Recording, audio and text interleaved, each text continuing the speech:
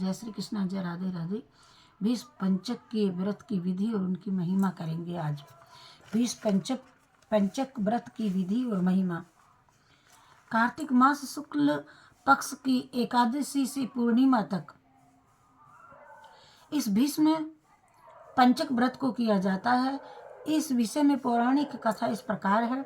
महाभारत के युद्ध में बाण शैया पर सोए हुए महात्मा भीष्म ने जब राजधर्म, मोक्ष धर्म और दान धर्म का वर्णन किया तो उसे श्री कृष्ण सहित पांडवों ने भी सुना। उसे सुनकर के प्रसन्न होकर के श्री कृष्ण जी ने कहा, भीष्म तुम बड़े धन्य हो, तुम तो बड़े, तुमने धर्म का स्वरूप हमको अच्छी तरह से सुनाया है। कार्तिक मास की एकादशी को तुमने जल पाने की याचना की और अर्जुन ने बाण से पृथ्वी को भेद करके गंगा जल प्रस्तुत किया, जिससे तुम्हारे तन मन व प्राण संतुष्ट हो गए। अतः आज से लेकर के पूर्णिमा तक तुम्हें सब लोग अर्धदान से तृप्त करेंगे और मुझको प्रसन्न करने वाले इस भीष्म पंचक नामक व्रत का पालन प्रतिवर्ष करते रहें। अतः इस भीष्म पंचक इस मंत्र को सत्य भाव से पढ़कर के महात्मा भीष्म के लिए तर्पण करना चाहिए। यह भीष्म तर्पण प्रतिवर्ष करना सभी वर्णों के लिए श्रेयस्कर है। यह मंत्र बताते हैं। सत्यव्रताय शुचये गांगे याय महात्मने भीष्मा ये तद दत्तात्म धर्म माँ जन्म ब्रह्मचारिणी। आजन्म ब्रह्मचर्य का पालन करने वाले परम पवित्र सत्यव्रत पारायण गंगानंदन महात्मा भीष्म को मैं अर्घ देता हूँ। जो मनुष्य इस मंत्र का जप करके अर्घदान करता है वह मोक्ष का भागी बनता है। अर्घ मंत्र व्यग्र पद गोत्राय सांकृत्य प्रवाय च अपुत्राय ददात्म ये दुद्दकम भीष्म वर्मणे बसु नाव ताराय संत नो रात जाय च अर्ध ददानी भीमाय आजन्म ब्रह्मचारिणी।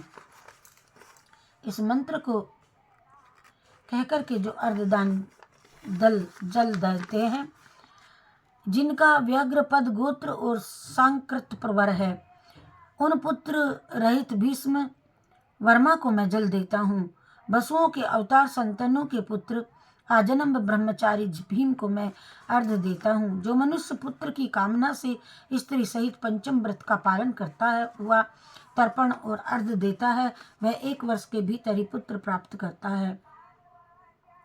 यह महापुण्य का व्रत महापातकों का नाश करने वाला है। अतः प्रत्येक भारतीय को प्रयत्न पूर्वक इसका अनुष्ठान करना चाहिए।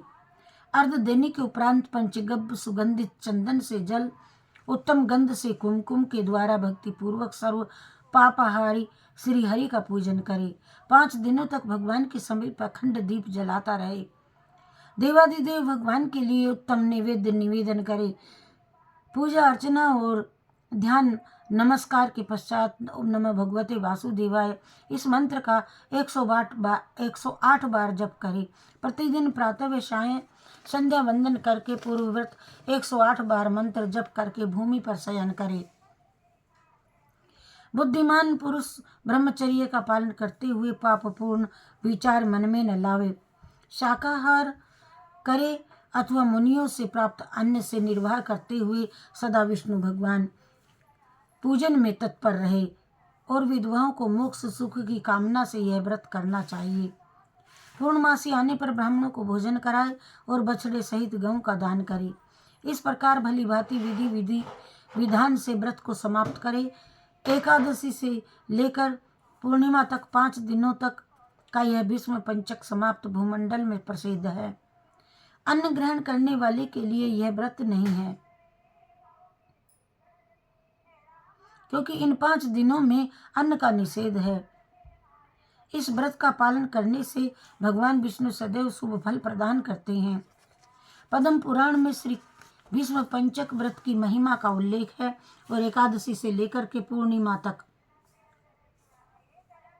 यह व्रत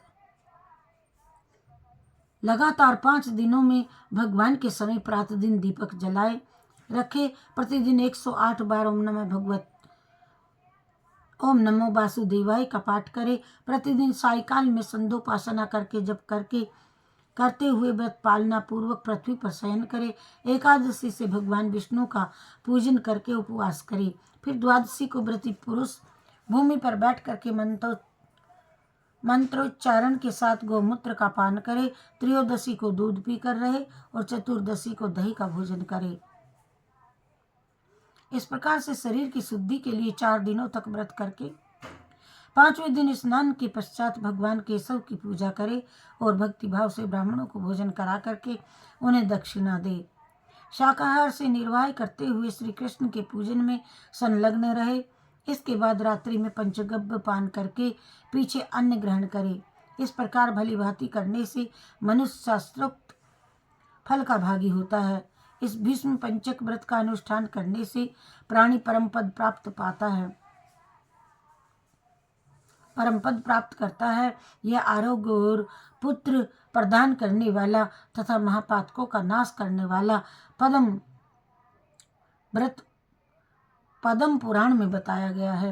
हरि शरणम हरि शरणम हरि शरणम हरि शरणम हरि शरणम हरि शरणम हरि शरणम हरि शरणम हरि शरणम हरि शरणम हरि शरणम हरि शरणम।